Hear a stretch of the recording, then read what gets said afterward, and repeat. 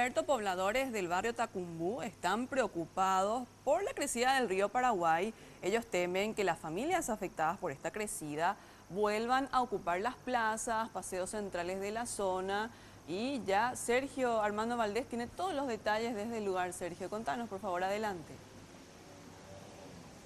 Y sí, como las inundaciones, también esta situación de la reubicación de los damnificados a lo largo de la avenida 21 proyectadas en Asunción también es cíclica prácticamente, y son varios los pobladores de esta zona que prácticamente vuelven o temen nuevamente que se puedan generar algunas situaciones complicadas como ensuciarse las plazas, las plazoletas, también los olores, la presencia de que no les permite también hacer actividades recreativas en un lugar que es de ellos prácticamente porque es del barrio.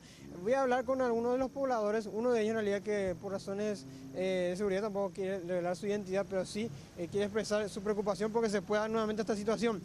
Sino que cómo se vivía en años anteriores con la presencia de ellos. Siempre teníamos muchos problemas por los disales mismos. Ellos necesitan tener un baño y el disal se descarga en nuestra cara. Entonces ahí empiezan, ese es uno de los principales motivos, ¿verdad?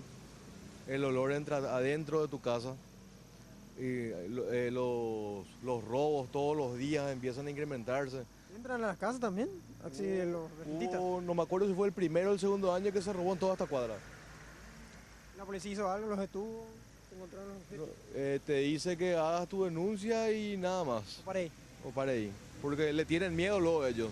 En cuanto a basura, ¿la recolección era pésima o había un buen servicio por parte de la municipalidad con todo lo que se acumulaba? Con esta nueva gestión mejoró un poco, pero no es tampoco mucho, ¿verdad? La gestión anterior prácticamente no pasaba el recolector de basura. Pero, como te digo... ¿Pero cuando estaban los damnificados? Cuando estaban no, la basura quedaba acumulada en esa esquina que está allá, ahí había kilos de basura. Y traen animales, caballos, cerdos, gallinas. Muy incómodo. Claro, uno tiene que aguantar muchas cosas. Los que tienen criaturas en su casa no pueden usar la cancha, tienen que irse a otros parques, teniendo un parque enfrente a tu casa. Esta cancha que está enfrente, los tejidos, los arcos, todo era nuevo. Prácticamente se rompió todo sin utilizarse. ¿Qué le piden las autoridades como solución? Porque son cientos de familias que están a lo largo de 21 proyectadas.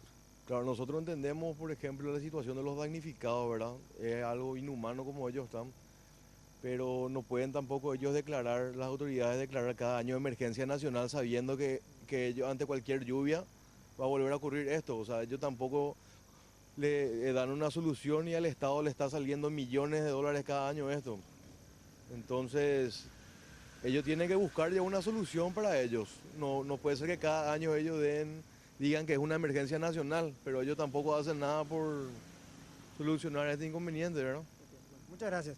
Bueno, son parte, digamos, pobladores que están padeciendo lo que va a suceder si es que nuevamente estas plazoletas, el paseo central de lo largo de la avenida 21 proyectadas, vuelve a acumularse damnificados. Hasta ahora no se observa ninguno porque la crecida comienza, digamos, en su primera etapa.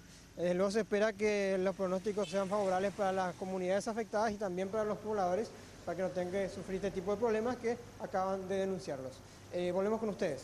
Muchas gracias, Sergio Valdés, por esta información. Y de hecho, desde la municipalidad, días atrás habían dicho que tratarían de evitar que esto suceda. Las familias afectadas vayan a zonas más altas, ocupen plazas, paseos públicos y para eso ya establecieron los refugios pertinentes.